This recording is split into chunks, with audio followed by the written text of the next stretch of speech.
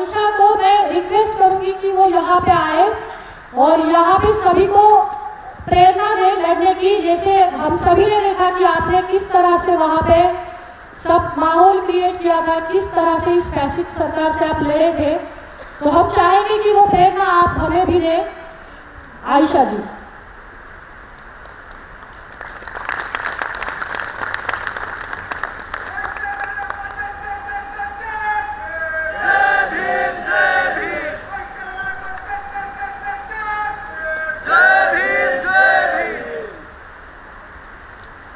Revolutionary salutation to the organizers of this great event here.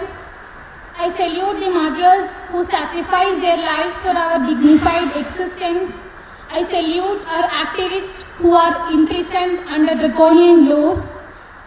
पहले मैंने दो चीज़ बताना था, क्योंकि फर्स्ट वन मुझे हिंदी में ही अच्छे से आती, so I am planning of speaking in English.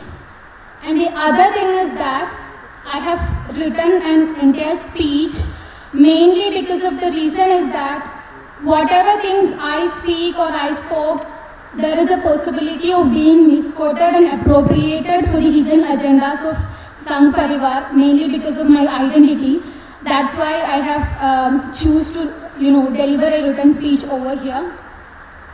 Neel Salam, As-Salam, Intifada, Inqilab. Dear brothers and sisters in the fight against Brahminical fascism, I am standing here among you with immense pleasure and gratitude.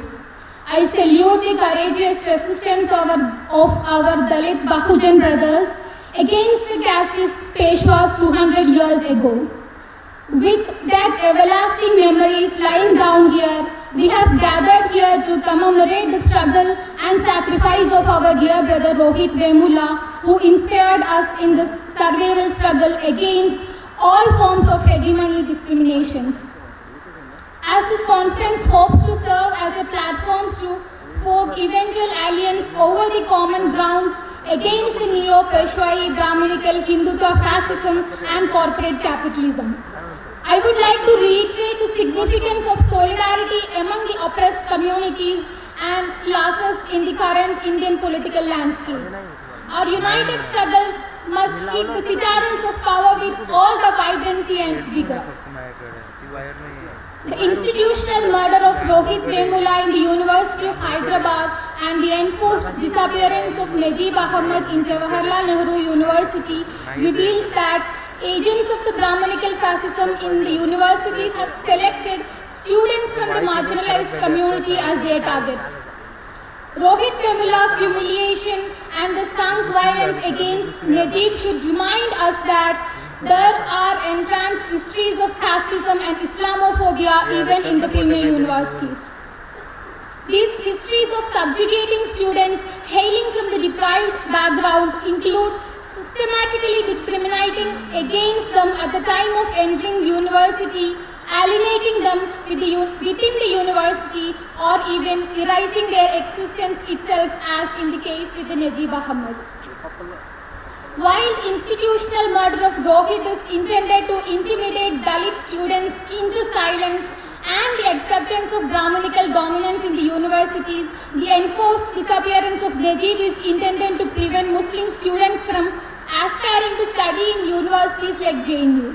Both Radhika Vemula and Fatima Nafisa have to face the double trauma of witnessing the death and disappearance of Rohit and Najib, while also negotiating for their justice with the same state which unleashed violence of them.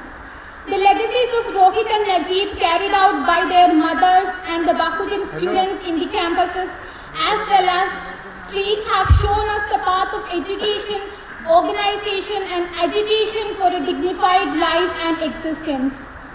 It is evident in the matter of the fact that the potential mobilization of Bahujan students in the premier universities have made a significant impact on the existing casteist and Islamophobic structure and narratives.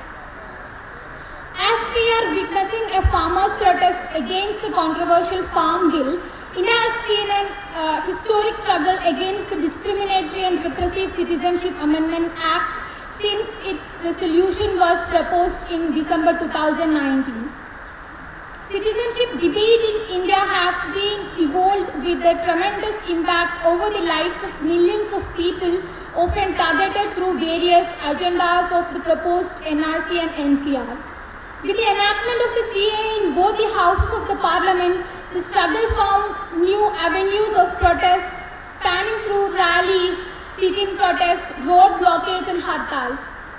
The anti-CAA, NRC and NPR protests were widely appreciated due to its democratic and inclusive nature and most importantly, its substance and spirit during the peak of malign hate campaign by the state missionaries and Sangh Parivar propagandists.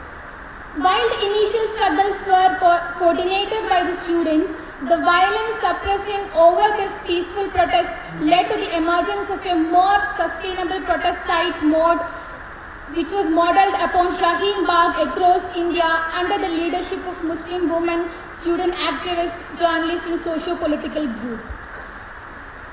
The government in the center and state have been targeting the activists involved in the anti-CAA, NRC and NPR protest and with unjust arrest and detention. Students of Aligarh Muslim University and Jamia Millia Islamia faced much brutal suppression from the state missionaries since the protest started in December 2019. The peaceful protest sites and marches to the parliament were sabotaged by both the police and Sangh Parivar criminals with the hate propaganda and arrest. During the peak of struggle, the Sangh Parivar unleashed a violent anti-Muslim pogrom in northeast Delhi, murdering more than 40 Muslims in order to destabilize the protest sites. The state has been using the arrest and illegal detention of the leaders to frighten the common mass about the consequences of the dissent. A series of arrests are going on across the country even during the emergency condition of the COVID-19 pandemic, while putting the lives of the leaders at a grave risk.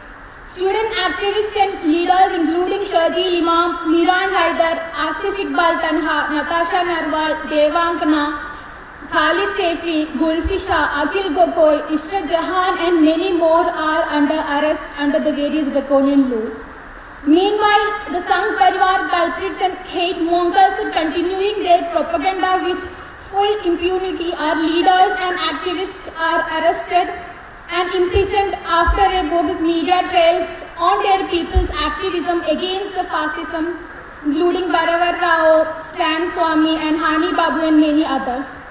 In this troubled situation of a state repression and the pandemic, protest against casteism, Islamophobia and the fascism must be carried on through all available programs. It is a high time for us to continue out our resistance with a rejuvenated vigor and sustenance. For long since the pandemic, we have been inside, we have been protesting through all the available online platforms. But it's high time that we should move back to the streets and we should start protesting against all the Sangh Parivar agendas which they have been coming up with. So I would like to conclude here with a quote from Malcolm X. Time is on the side of oppressed. It is against the oppressor. Truth is on the side of the oppressed. It is against the oppressor. You don't need anything else. Salam, duas, salutes.